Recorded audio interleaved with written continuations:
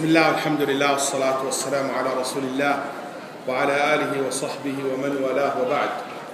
اللهم لك الحمد حمدا كثيرا طيبا مباركا فيه، ثم الصلاة والسلام على أشرف الأنبياء والمرسلين نبينا محمد وعلى آله وصحبه أجمعين. السلام عليكم ورحمة الله وبركاته. I bear witness that Allah subhanahu wa ta'ala is the only one worthy of worship, and Muhammad sallallahu alayhi wa sallam his last and final messenger. My dear brothers and sisters, I'm so glad and happy to be with you this night, a blessed night. This blessed night of Ramadan, the night of the 16th of Ramadan in 2012. And I know that there is nothing more beloved to Allah subhanahu wa ta'ala during this month, the month of Ramadan, more than reciting the book of Allah subhanahu wa ta'ala, reading it in the salat or outside the salat. And Allah subhanahu wa ta'ala used to send Jibreel to Muhammad sallallahu alayhi wa sallam every and each Ramadan to review with him the Quran. Every year he would go over the whole entire Quran with the Prophet sallallahu alayhi wa sallam once during Ramadan, except the last year of the Prophet sallallahu alayhi wa sallam's life. Jazakallah khair. He reviewed the Quran, he read the Quran with him twice. And because of that particular hadith, where the Prophet ﷺ used to read the whole entire Quran with Jibreel during Ramadan, Al-ulama said, it's ordained for us. It is ordained for us. It's even encouraged for us to read the whole entire Quran during the month of Ramadan. During the month of Ramadan. There is a great Imam of the name of Yazid ibn al-Aswad, great scholars among the successors. He used to make Khatm al-Quran every 6 nights. But this is outside Ramadan. During the whole entire year. Every 6 days, he make one Khatm. Every 6 days, he finished the Quran. But when Ramadan starts, he will finish the Quran. Every 3 days, he will make one Khatm. Every 3 days, he will make Khatm. And when the last 10 days of Ramadan start, he will make Khatm al-Quran every night. Every single night. He will make one Khatm. Al-Imam al-Shafi'i rahimahullah ta'ala used to make Khatm al-Quran in the last 10 days of Ramadan every single night. He will make one Khatm. Some people might say, Ya Shaykh, how this goes with the hadith of Nabi sallallahu alayhi wa sallam when he said, you should not read the whole entire Quran in less than 3 days. Al-Imam ibn Rajab al-Hanbali rahimahullah answered this. And he said that this hadith is not going to be a habit. Don't make it like a habit. Because you will not understand. Unless you are in a place or a time that's so special, and you want to take full advantage of it. So in a case like this, it will be permissible for you to read the whole entire Quran even less than 3 nights or 3 days.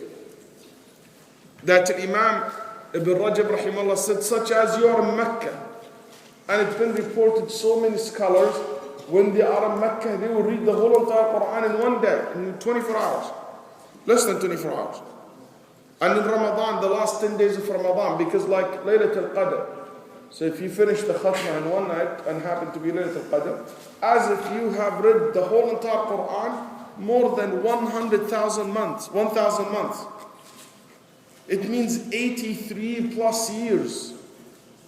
Can you imagine? 83 years. How many days in 83 years? A lot, isn't it? 31,000. Can you do the math? 31,000. 30,000. Huh? It's 30 times 1,000, so 30,000. So 30,000 plus days, that's right? So it is equal to 30,000 plus khatmas. Wow. or whatever you read from the Quran. That's the fadl of Laylatul Qadr. Everything is multiplied by more than 1,000 months. So that's why ulama said in such occasion, that's why you will see a large number of Salaf Salih used to make Khatm al-Quran during this time. So I encourage myself and all my brothers and all my sisters to make this really the month of Quran and to dedicate ourselves toward this book, the book of Allah subhanahu wa ta'ala. I know some of you might say, Shaykh, I don't understand Arabic, I don't read Arabic, so my relationship with the Quran is not that strong. And I would say, it never was about how much you memorize, how much you read. Whatever you know from the Quran, make sure that your relationship with that part of the Quran is very strong. And increase it a little bit more. Maybe during this Ramadan you will be able to add one more surah to your readings. Just a small, maybe 2-3 lines. Because some of us, and I want us to be, before even I start my topic, I want to make sure that this issue settled. Some of us, last year, we had the same excuse. And I'm sure there is among us, people who did not increase a bit when it comes to the Quran. The exact amount of verses from last year is the exact amount of verses you know this year, if it's not less. Why? A whole entire year you want to tell me you were not able to memorize one more line? But you know what happened? We just got this conference on I cannot read Arabic, I cannot read Quran, khalas. And I keep going, years and years and years. I think the point is because that issue is not something burning us. It's not something like I really care so much about. And that's the reality. No matter how much you say, I love the Quran. There is a hadith in Sahih al-Bukhari, a man who Allah loved him, not because he read the whole entire Quran every night, not because he read and he memorized so much verses from the Quran, only because he memorized and he read often one surah. Most of us memorize it, which is Qul Huwa Allahu Ahad. Allah subhanahu wa ta'ala told Muhammad to tell him that Allah loves him for that. For that surah, Qul Huwa Allahu Ahad. From this hadith we learn a very important lesson. It's not about how much you memorize. It's about how much you care about the Quran.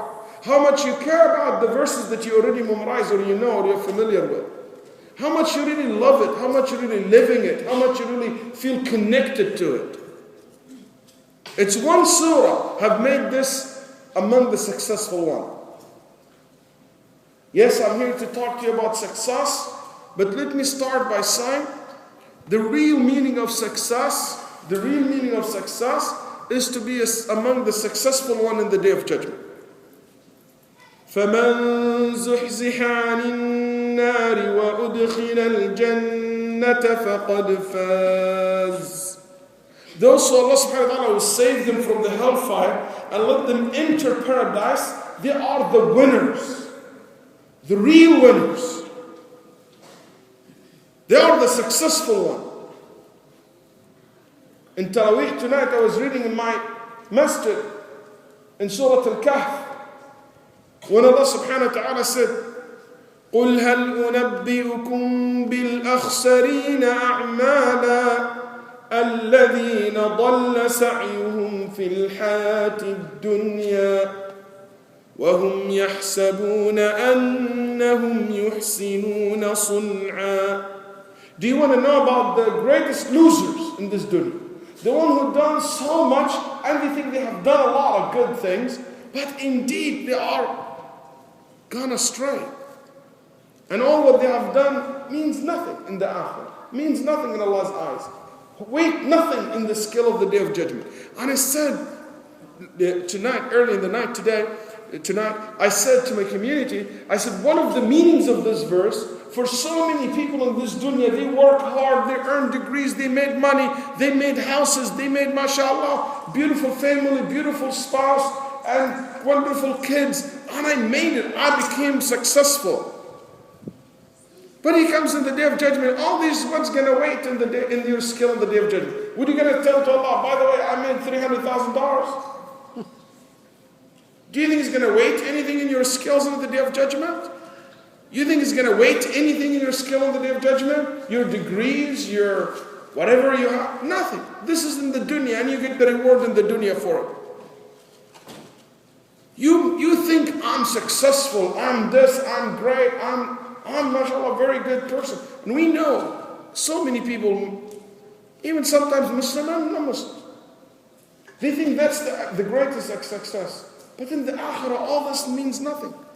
يحسبون, they thought they were great in the dunya, they're successful in the dunya. But indeed they are not. You know, there is a story of a little boat in the middle of the lake. And you know the guy who managed the boat.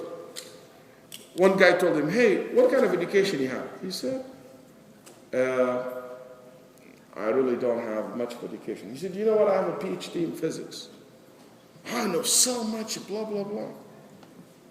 Then the other guy said, so which school did you go to? He said, I didn't go to school. I didn't get a chance. My family raised me in an outside a farm, and I was a very simple person. He said, you know what? I have a degree in chemistry. I know all these, elements, and they start. The guy said, okay, whatever.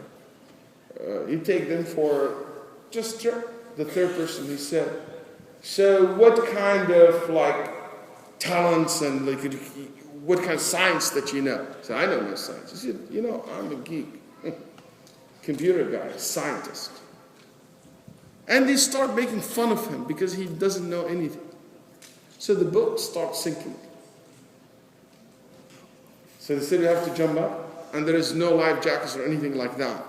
So three of them, they said, but we don't know how to swim. He said, yeah, let your degrees help you. I know how to swim. That's something I was learning.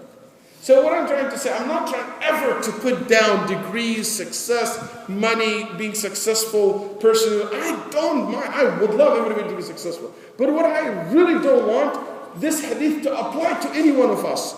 إِنَّ اللَّهَ يَبْغَضُ كُلَّ عَالِمٍ بِأَمْرِ الدُّنْيَا جَاهِلٌ بِأَمْرِ الْآخِرَةِ. Allah hates every single one who is so knowledgeable of this dunya and so ignorant about the akhirah.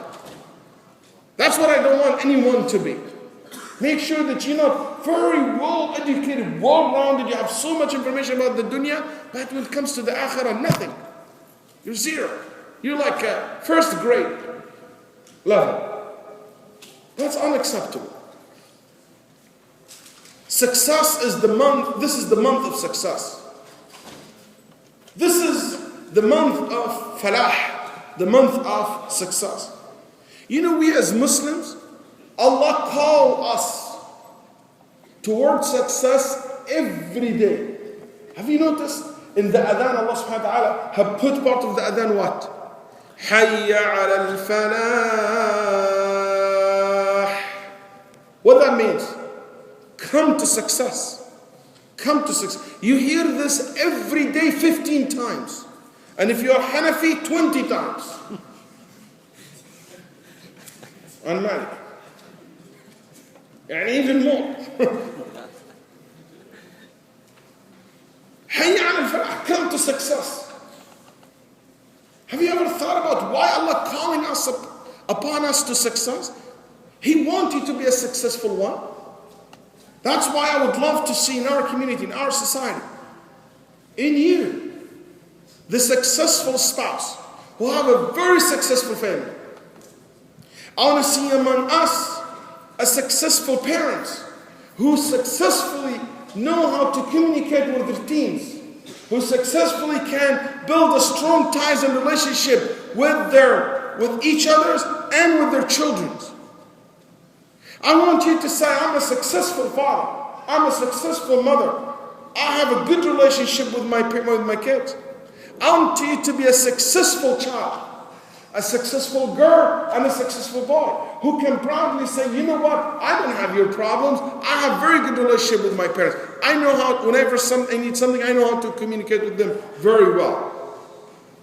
I want you to be a successful student. in your college, in your high school, in your elementary school, whatever level you are in.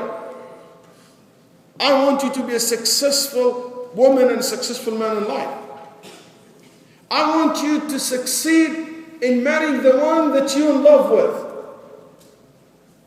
Or to marry the one that not the one that you want to live with. I want you to be married to the one that you cannot live without.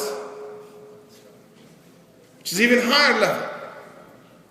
I want you to be a successful da'iyah. I want you to be a successful da'iyah who called to Allah subhanahu wa ta'ala. I want you to have achieve success in your da'wah, in your organization. I want this to be a very successful masjid, alhamdulillah. And this is good proof that at 2 a.m. we have this large number of people. Highly awake, mashallah. I want you to be a successful businessman and a businesswoman. I want to talk about the concept of success in this dunya. And the principle that I will give tonight can apply to anything. I want you to successfully be able to memorize the Quran. Successfully to be able to achieve any goal that you have in life. So these are very unique, generic rules and principles that I hope it will help us all to achieve success in this dunya and the akhirah as well. I want to start by saying, first point I would like to say, that don't ever think that challenges that Allah subhanahu wa ta'ala make you go through it, the difficulties that you face in your life. If you're going now through certain difficulties or hardship or a challenge in your life, I want you to know for sure 100% that this is not the opposite of success. That's not the enemy of success.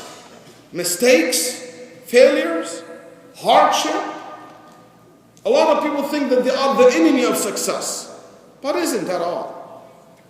You can be discouraged by failure, or you can learn from it.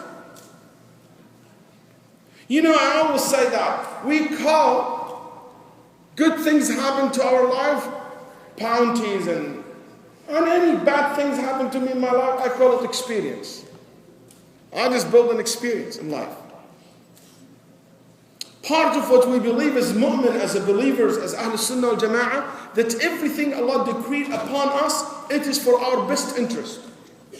For our best interest. That's why Nabi sallallahu alaihi wasallam said, whatever happened to you, you have two options. Either a rida, to be content and to know and to seek the wisdom behind it. قَالَ فَمَنْ رَضِي فَلَهُ الرِّضَى. If you're content and you're satisfied, and you show your patience and acceptance of Allah's decree upon you, Allah will make you satisfied, content with your heart. وَمَنْ سَخِطْ فَلَهُ السُّخْطِ. And anybody will basically act discouraged and will act with anger against Allah subhanahu wa ta'ala and angry at Allah, Allah will make him angry and he will never achieve success. Allah subhanahu wa ta'ala told us in the Quran, لا تحسبوه شرا لكم بل هو خير لكم. Don't think ever it is something bad. Yes, it looked bad, but indeed it is good for you. You might think it is bad, but Allah subhanahu wa ta'ala brings so much good out of it. There's so many people went through hardship and calamities and they end up very successful in their life. I just parking my car in the parking lot, and I come across this. When I see this car, I always remember this story. I saw Honda, and I always remember this man, Mr. Honda. His life is amazing. This guy he has no degree in mechanical engineering. He never studied his car or going to schools or anything like that. He used to work in a tow company. They tow cars. Like so many here. I saw a couple of them outside. I hope they're not towing people's car. But anyway, he used to work in a company like that. And one day he decided, to come up with an idea. What he invented something very interesting. He invented a bicycle, and he put in it a motorbike. It was something new. And this is because of the war at that time. There is no much gas and oil in Japan. So he invented this as a means of transportation. The idea became very popular. He started a small factory. But soon after the business started picking up, the factory was burned and to ashes. Yes, to start from scratch. And he built a big factory. He went with the business. It's a long story. But the point, he was able to get in the hotel business. And after that, went to another to build a factory. It became big. And when the business started going better and better and better, the war destroyed his factory. Just a bomb made him start from scratch again. For the third time. But the third time when he built the factory, he did not only focus on building motorbike. He thought about cars. And it became one of the leading companies in the world today that so many people enjoy. Don't ever think that it's a bad thing for you to start with that challenge that Allah subhanahu wa ta'ala put it for his life. He never thought that's the end of it. He learned from it. You ride this wave to carry you higher.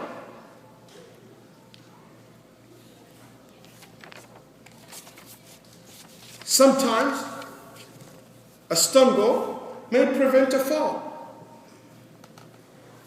It prevents a fall. So sometimes Allah subhanahu wa ta'ala puts you in that hardship just to make you ready for the next one. He wants best for you. And I don't know if you heard me saying this before, but I always use this example since I'm from Texas. And it's a true story about people living in the south. They used to love to bring codfish. You know where's codfish grows? Anybody have an idea? Where codfish will be? In the Gulf of Mexico? No, codfish live in cold water. So they catch it from up north in Canada and Maine, and they bring it to Louisiana and Texas. They love it. But by the time they bring it, it's frozen, it's not fresh, nobody like it. So they bring one guy from the southern, get a container and put all this fish in it and bring it. But the time it arrived, it was so smushy and it's not tasty at all because it doesn't move the whole trip. So you know what this guy did? He put in that tanker, big tanker, he dropped the natural predators of the codfish, which is catfish. He dropped 3-4 in the tank. In the whole entire trip, the catfish kept every single codfish in that tanker alive, moving, alert. And by the time they arrived to the southern, they were so fresh because they are moving all the time. I always say sometimes Allah drop in your way a couple of catfish. Just to keep you alert, to keep you fresh, to keep you strong. Not ever to make you down, not to put you down. Allah subhanahu wa ta'ala, when He put you through that test, it's to make you grow stronger, not to grow weaker. That's why Nabi sallallahu alayhi wa sallam said, يُبْتَلَى النَّاسُ عَلَى قَدْرِ إِيمَانِهِمْ. You will be tested according to your faith. Allah knows how much you can bear. Allah knows how much you can take. But the more your iman is stronger, why He put more pressure on you? Because the more you resist the pressure, the more valuable person you are. The only reason the black diamonds is so expensive, so valuable, because it has the ability to resist pressure. Otherwise, black diamonds and charcoal are from the same root, the same exactly element. The only difference between the charcoal, which is so cheap, and the black diamond is very expensive. The black diamond has the ability to resist pressure, but the charcoal, you can crush it with your hand. The moment you have that ability to resist pressure, you are a very valuable person in Allah subhanahu wa ta'ala's eyes. Number 2, success can be achieved by those who use the talents that Allah have given them. Without using and utilizing the talents, every one of us is unique, like everybody else. If that will make sense. Every one of us is gifted. Listen to what Allah subhanahu wa ta'ala said. وَاللَّهُ أَخْرَجَكُم مِّن بُطُونِ أُمَّهَاتِكُمْ لَا تَعْلَمُونَ شَيْئًا. Allah brought you all from your mother womb, know nothing. وَجَعَلَ لَكُمُ السَّمْعَ وَالْأَبْصَارَ وَالْأَفْئِدَةَ. And Allah blessed you with hearing, the ability to hear, the ability to see, and He gave you mind, sound mind. What that means, these are the talents, this is the tools. If you use it, you will not stay in the status of ignorant. You get out of your mother, know nothing. But Allah give you these tools so you can acquire the knowledge. What do you think Imam al-Bukhari came from his mother womb saying, حدثنا? He was crying and screaming like you. Do you think Abu Hanifa came out of his mother saying, mas'ala, fatwa? No. He came a child like you. But the difference that they utilize the talents that Allah have given them. You know, these talents are Allah's gift to you. But unfortunately, so many of us have never opened their packages yet. What you do with this gift is your gift back to Allah. Wallahi, it is sad that so many of us have so much potential, so much talent, but it never was utilized, it never was tapped.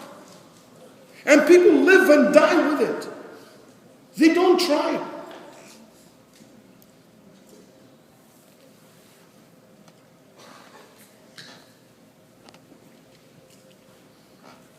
I always believed that the difference between successful person and others is not the lack of the strength and not the lack of knowledge. No. Rather in the lack of will.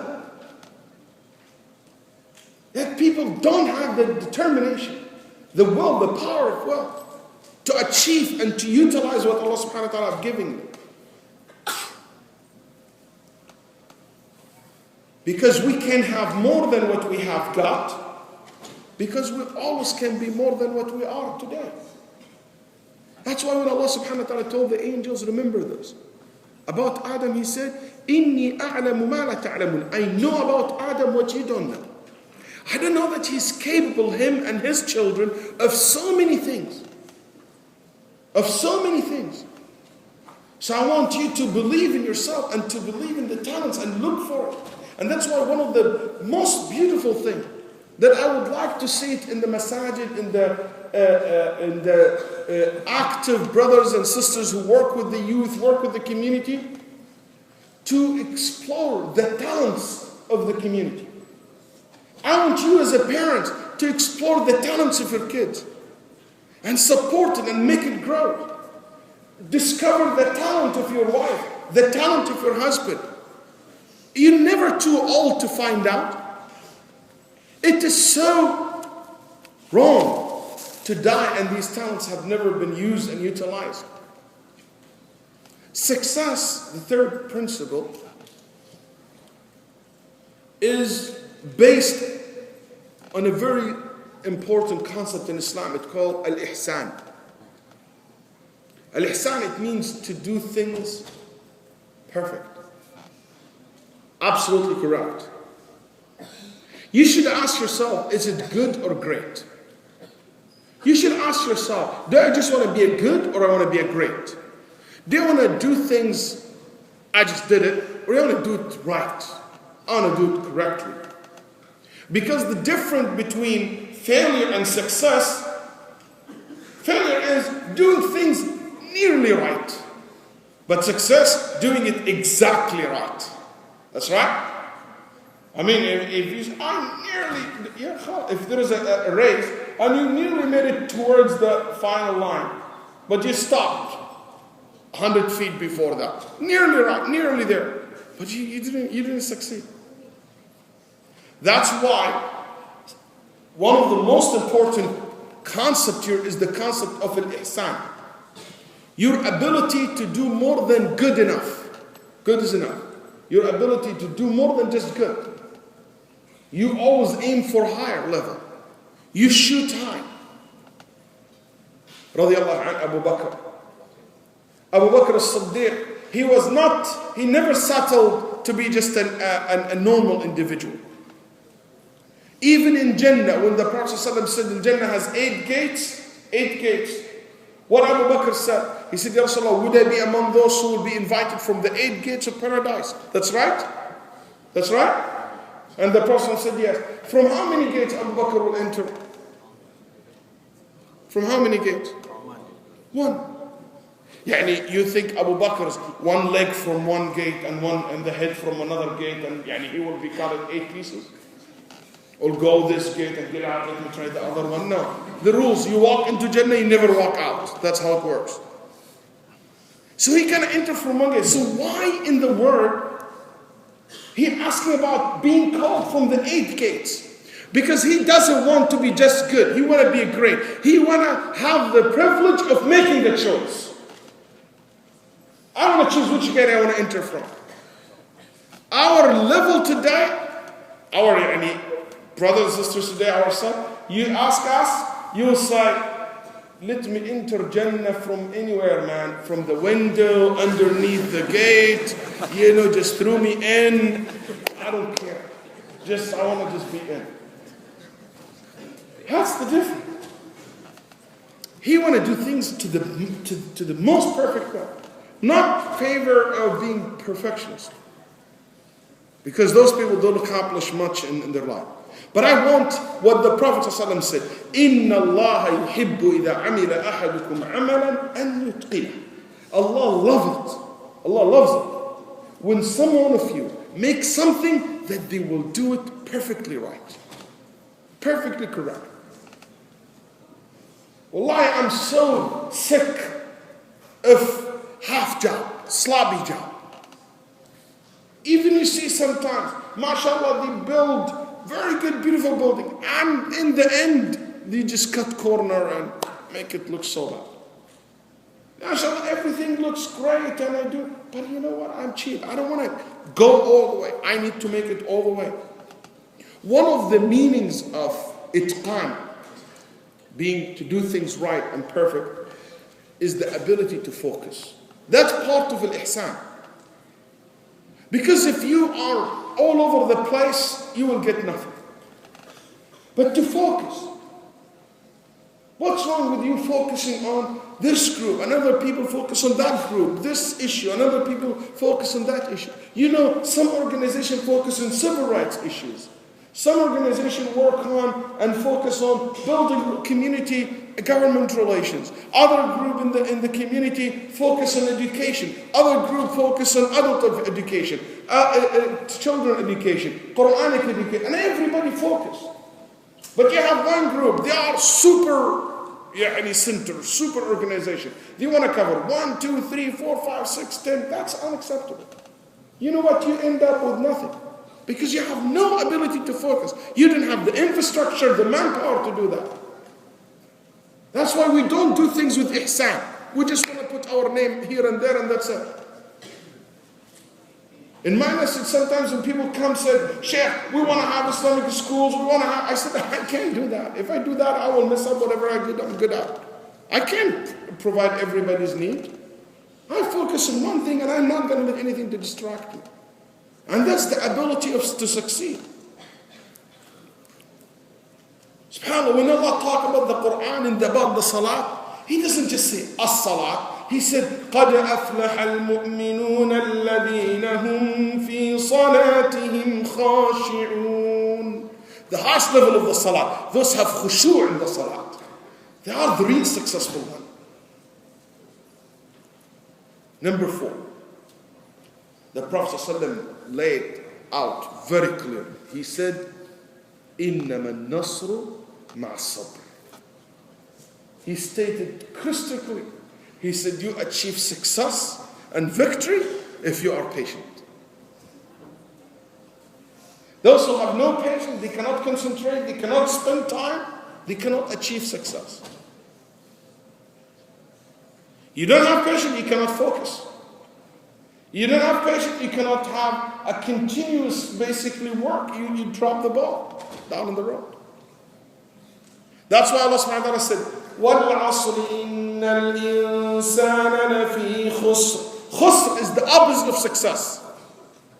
All man in khusr, which is the opposite of success, failure, losing business.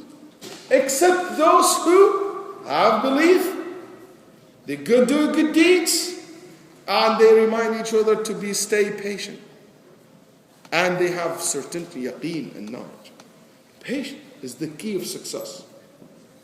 Inna Allah ma'as sabirin. Allah with the sabirin, those who have sabr. And if Allah with you, I guarantee you success. In your business, in your life, in any area. Because again, I'm talking about the success in every aspect of your life. Being patient will allow you to have self-control over your emotions, over your reactions. Sometimes you lose a lot if you cannot do that. You know, self-control, without it is like riding a car. It's like riding a Toyota car with no brakes. I guess they fixed it now. Okay, so like driving a car without a brake, you cannot succeed. You need to know that's self-control. Without patience, you will never be able to have that self-control. Patience will allow you to have always the time to think and to analyze things in the right way. To think before you act. If you don't have patience, you will haste to act. You'll rush to act. You don't think properly. People who have patience, they have the ability to have a long-term goals. Those who don't have patience in life, they don't have a long-term goals. And see it yourself. If you're not a patient person, always you're looking for quick things. You don't have a long-term goals. One of the beautiful meaning that Imam Ibn al-Qayyim rahimahullah said, one of the meaning of being patient that you have the ability to adjust to the new situation. Those who are not patient people, they cannot adjust to the new situation. That's why I always say to people, sabr is not a passive action. A lot of people think sabr, it means I do nothing. Okay, I'm having sabr. I have sabr, khalas. Passive. Actually, sabr is to do something. Ibn al-Qayyim said, is to adjust yourself to the new situation that you are in. You became poor, you became broke, you became in debt. You need sabr to adjust yourself to this new style of life. You became rich, that's a new lifestyle. You need sabr to adjust yourself to the new style that you have.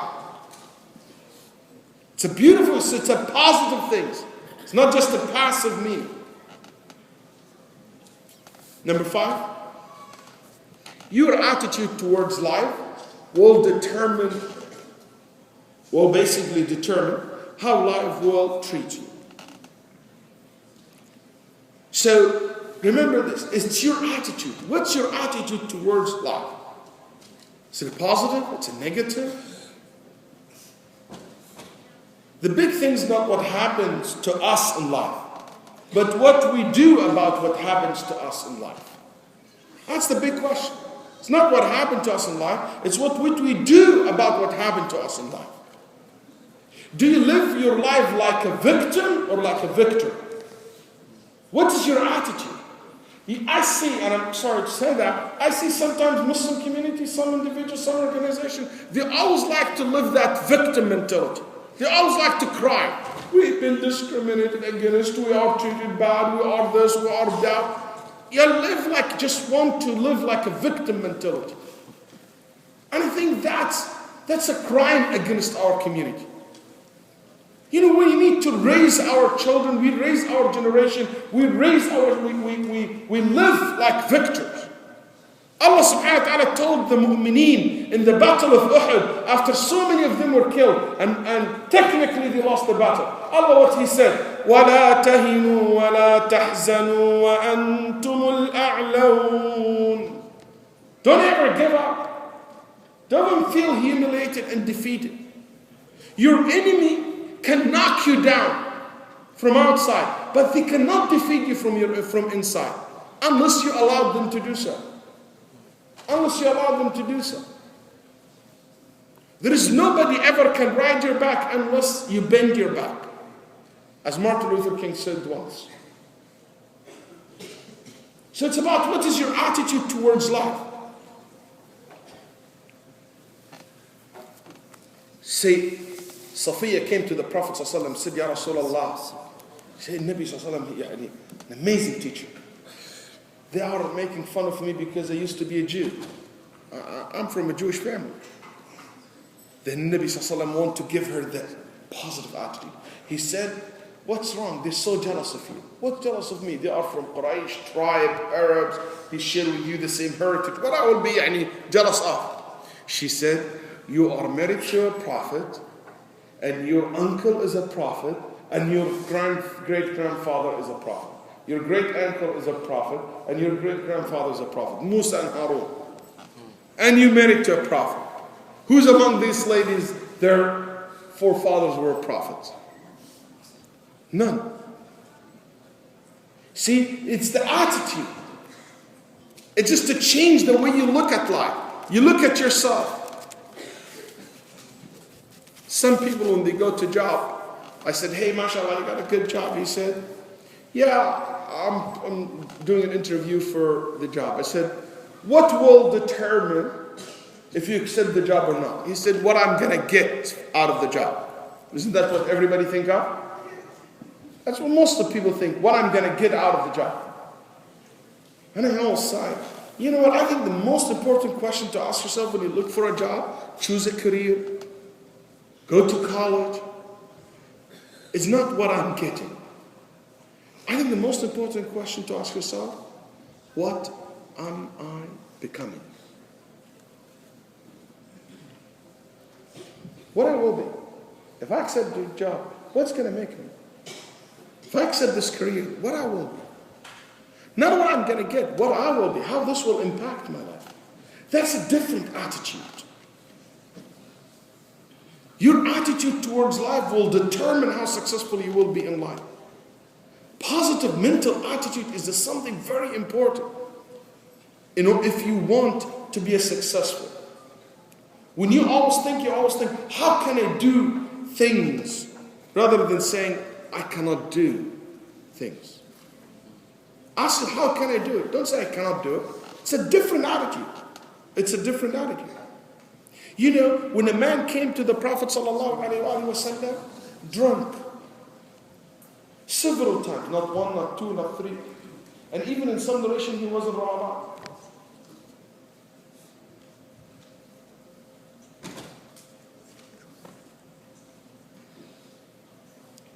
Some people cursed him. Look at the positive attitude the Prophet ﷺ want to bring up. He said, don't. I know that he loves Allah and His Messenger. He wants them to think in the positive way, not the negative way. Yes, this is this is negative. But also there's so much positive in the person. You can focus on it and make through that the change that you want to achieve. What is your attitude towards your family, towards your children, towards your spouse, towards your job? And that will determine how successful you will be in these areas. Number 6, so I don't want to keep you for long. I want you to know success cannot be based on your dreams. Success cannot be just based on dreams motivate you, but dreams are not enough to make a successful person. Talk and words is not going to make a successful person. It's actions. The only time you will find success comes before work only in the dictionary. But in real life, it doesn't come before work. Success. You have to work and to work hard. The Prophet ﷺ said, tie your camel and basically have trust in Allah subhanahu wa ta'ala. You have to do the actions.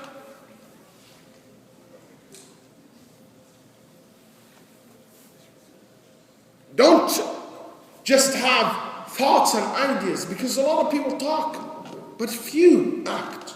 Few act.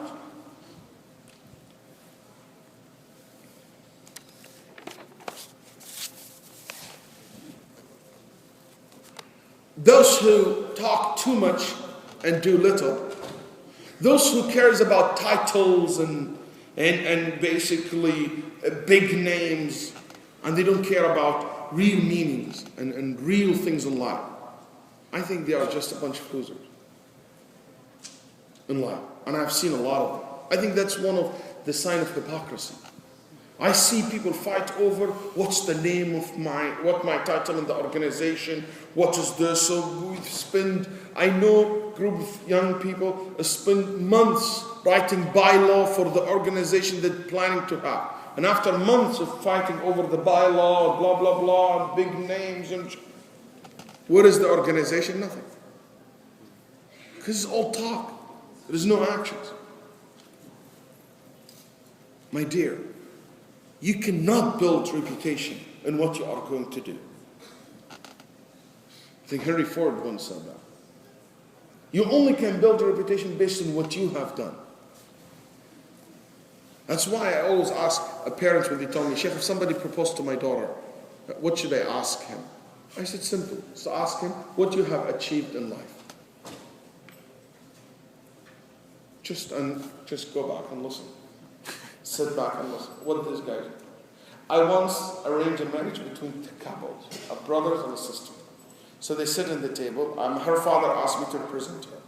So I asked the same question. I said, you asked. So he asked her, what did you achieve in life? She said, I was the MSA president. My goal was, when I was president, is to achieve 1, 2, 3, 6 goals, and I achieved 5 of them in 1 year. And the 6th one I couldn't do because 1, 2, 3 reasons. I want to be in the medical school. I'm in the medical school now. And she laid out all her achievements. The brother came. Fortunately, he's a good brother. He said, when I was also MSA president, I had a lot of good ideas. And I really was looking forward to build love and unity and, harmony in the college. And alhamdulillah, I think the brother, I enjoyed it so much. It was a great experience for me. And, alhamdulillah, I'm like studying. Okay. I just talked. He did not point a single point that he achieved. He's all over the place. Believe me, this is so many of us like that. Success based on a good planning. To plan good from a very early age. You know your target, what you want to be. You know there is a great man, his name Umar ibn Abdul Aziz, one of the most successful people in the history. Umar ibn Abdul Aziz, he was very clear in his targets in life. He said, I have clear goals and targets in life. And I plan for it. He said, one of my targets to marry the Khalifa's daughter, the most beautiful woman, the most beloved woman to me. She's his cousin, Fatima, and I married her. Very well-known, noble woman. One of my targets and goals in life, he said, is to be able to spread the sunnah. And he achieved that. He's the first one who established a committee to collect the hadith of the Prophet ﷺ. He's one of the first people who have made this system that if you're full-time student of hadith, they will give you a salary, they will help you financially. If you're full-time teachers for the hadith, he will give you a salary and will support you financially. And he spread teachers all over the world. He had a very clear goal when he became Khalifa to establish justice in the society. And he became the most just rulers that they give him as an example, not by Muslim and non-Muslim as well. This man, one of his goals, he said, is to achieve social justice. And he did. I don't have time to go examples. One of his goals is to fix the economy of the Umayyads the Umayyad emperor at that time. And he achieved. He balanced the budget. He had extra money, surplus in his budget, actually, when he died. In 2.5 years, they take the zakat. They couldn't find a single poor person to take the zakat. After the country was in debt. Very clear. He said, I have a goal to be a Khalifa, and I became a Khalifa. He said, there is one goal left for me.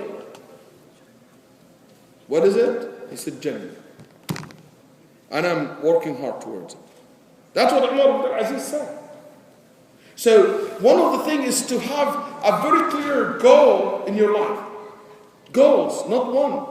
For example, a lot of us say, Al-Quran, Al-Quran, Al-Quran. Have you ever determined a very clear goal, what you want to achieve in Al-Quran? You know what? My goal is clear. I want to memorize, for example, Surah Saba. I want to finish Surah Al-Rahman in that amount of time. Very clear, very, very clear goal. I want to study this subject. I want to do that in my life. That's what I like it when I ask someone, what's your goal in life? And he answered me with confidence that day. One of your community member in this masjid, I asked, what do you want to be? He said, I want to be a congressman. He didn't even think twice about it. I was like, wow. The tone of his voice is just making me say, I'll vote for you, man. It's just the tone of his voice is so determined. Making me so proud of him when he said that. In order for you to plan good, you need to know where you stand now. Believe it or not, a lot of people, they know where they want to be, but they know where they are, they don't know where they are. How far they are from the goal. You need to know where you stand, in which ground. It's point B, but you need to know where is point A. Exactly in the map. If you want to have a good planning, make sure you have a good timing. Clear. Consult. You have the ability to set your priorities correct. All this will allow you to have a good planning. You have multiple tools to use in life.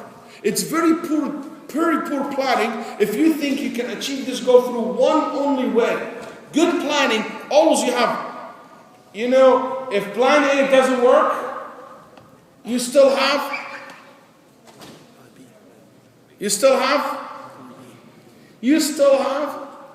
25 other letters in the alphabet. Then B, C, D, E, F, G. Why only B? You can have so many. You can be used. You always have multiple plans. That's a good plan. Look at the Prophet ﷺ when he planned his hijrah. Just give you one example from the Sirah of the Prophet. When he planned the migration from Mecca to Medina, the timing, night. 2, he chose a non-Muslim to be his leaders in the trip. Because if the Muslim, he will raise doubts, right? What the Muslim guy doing here? But non-Muslim, nobody will think the Prophet traveled with a non-Muslim. And the non-Muslim looking for him. Good plan, good choice.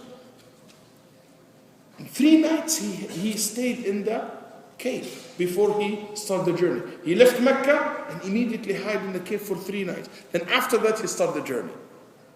So 3 nights, they look everywhere. They think that he is already in the road to Medina. So they want to capture him. But he was actually in Mecca hiding in one of the caves for 3 nights. He hired someone to bring his sheep and to walk behind the Prophet ﷺ. Why? Because the Prophet's footsteps and the camels, when the sheep walk after the Prophet ﷺ, their footprints will be mixed with the sheep's. So nobody knows where the Prophet ﷺ is going. Good planning. He chooses carefully who he wants to travel with. Abu Bakr. All this good planning. He didn't say, I'm prophet, let me just do it. And Allah will take care of the rest. No. If you want to be successful in your life, you have to have a good role models in life. Good stories that motivate you. Why do you think the Quran gives us all these stories about the prophets? Because they're role model for Muhammad sallallahu, for the companions, for me and you.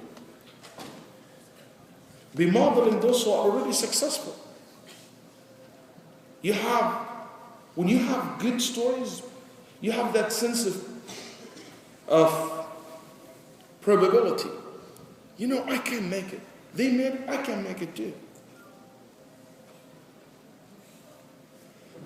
So choose a role model that will accelerate your progress towards success. لَقَدْ كَانَ فِي قَصَصِهِمْ عِبْرَةٌ. In their story there's lessons. They are a role model for all of us. It doesn't mean you only have a role model, the Prophet ﷺ. That means the ultimate role model, the companion. You can even have role models in life. Teachers, people that you know the stories of them. Number 9, and only 2 points left. Number 9 is success is very much connected to how much self-esteem you have. You have to have a high self-esteem, self-assurance, confidence. The greater barrier between you and success is the fear of failure. If you don't believe in yourself, nobody else believes in you. So many people wish to be somebody else. That's really a waste of the person you are. Be confident in yourself. Trust yourself. Because you've been created by Allah. Allah chose you the way you are. Do you think Allah doesn't know what He's doing? Allah honored you. You're a mu'min, you're a believer. You're someone Allah made the angel prostrate Himself before your grandfather. You're the one who Allah subhanahu wa ta'ala in the day of Arafah and in the Laylat al-Qadr and in nights like these nights, He will gather the angels who are more powerful than us, who are more pure than us, who are greater than us in so many aspects. But with all of this, Allah will gather them and let them see. He said, look at my servants. He's so proud of you. How come you can't be proud of yourself? How can you don't see yourself as somebody valuable? Don't say I'm going to be humble, because humbleness is not to think less of yourself. Humbleness is to think less about yourself. But it doesn't ever mean that you think less of yourself. And Islam doesn't want you to think less of yourself. Islam also doesn't want you to be arrogant. But to have that self-confidence, self-assurance. I know so many marriages fell apart. It is because of this problem. Because the girl or the boy, they have no self-assurance. They always think that they cannot make it.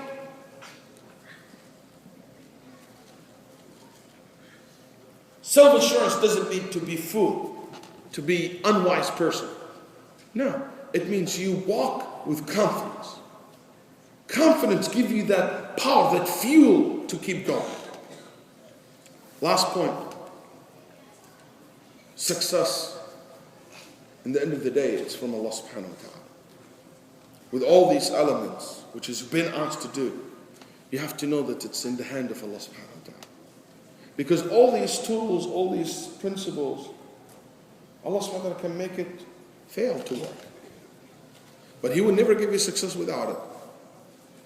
Or what is similar to it, because that's how it is. You take the necessary means, you achieve the success. But with tawakkul on Allah subhanahu wa ta'ala. Don't make your role model Qarun. قَالَ إِنَّمَا أُوتِيتُهُ عَلَىٰ عِلْمٍ عِنْدِي. I became a successful businessman because I'm smart.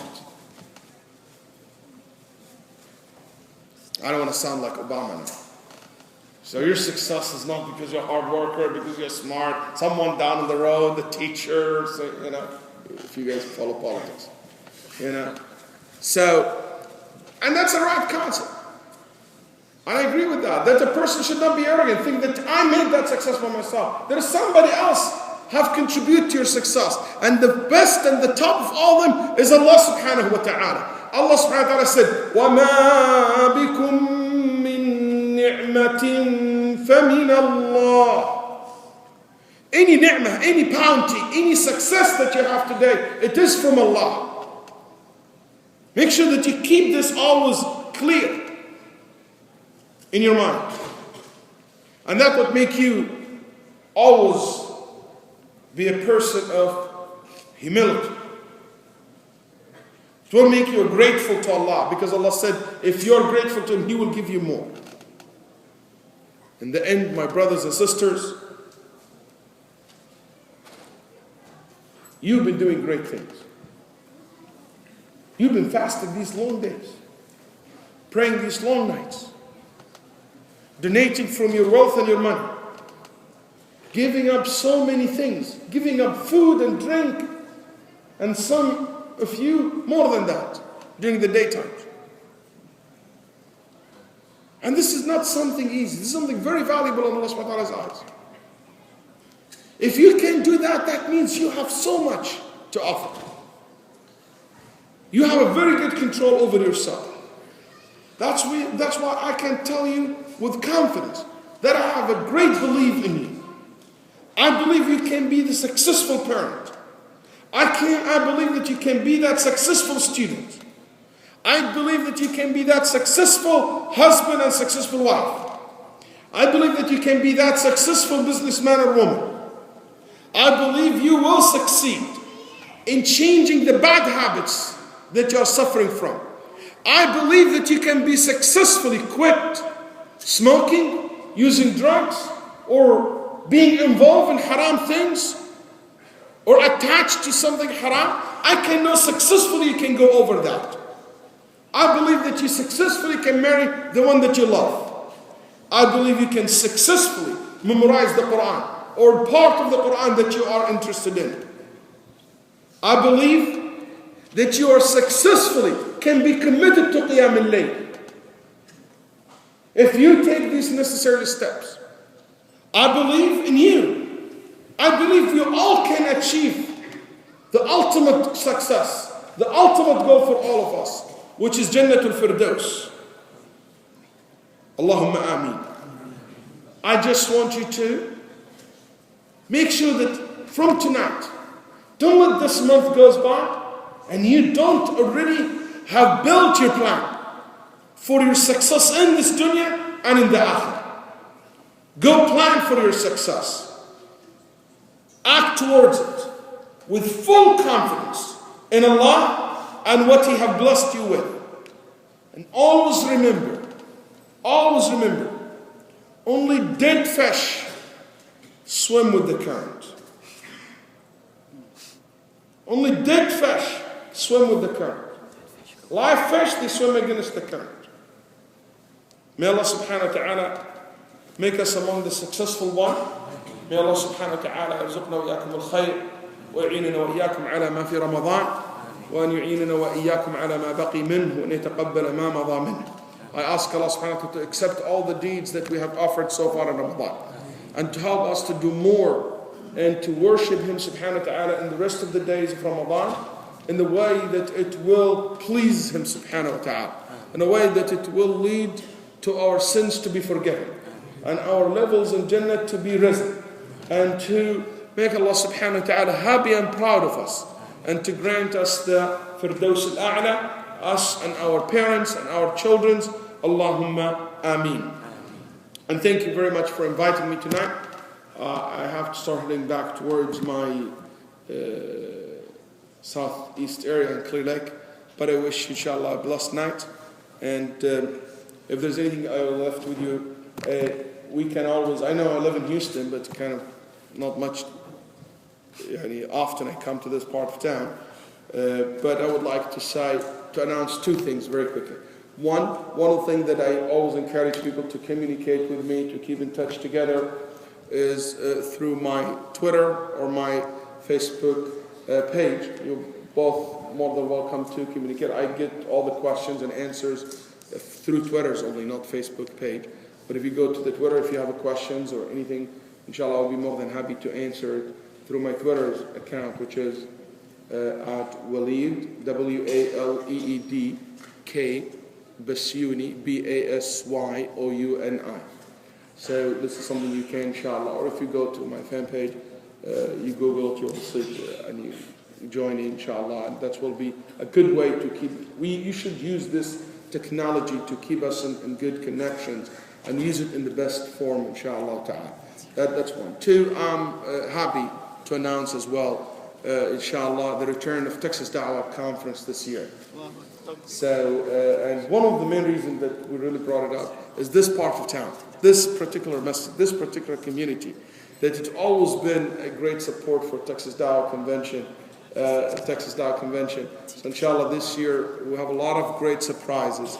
And one of the things about Texas Da'wah I want to say, Texas Da'wah Convention has been always about discovering new talents in the Muslim community. There are so many permanent speakers today in America. They started in Texas Da'wah. And this year I have 3 surprises for you. 3 young speakers that they will rock the house. And I'm betting on them even more than the senior speakers. Inshallah ta'ala. So, and I'm hoping inshallah to see among you as well, speakers or organizing events, and the floor is open. It's one day and it's going to be with mass convention, inshallah ta'ala. And we're happy to participate into partnership with them. Last year was a great experience. This year, inshallah, will be even much better. So.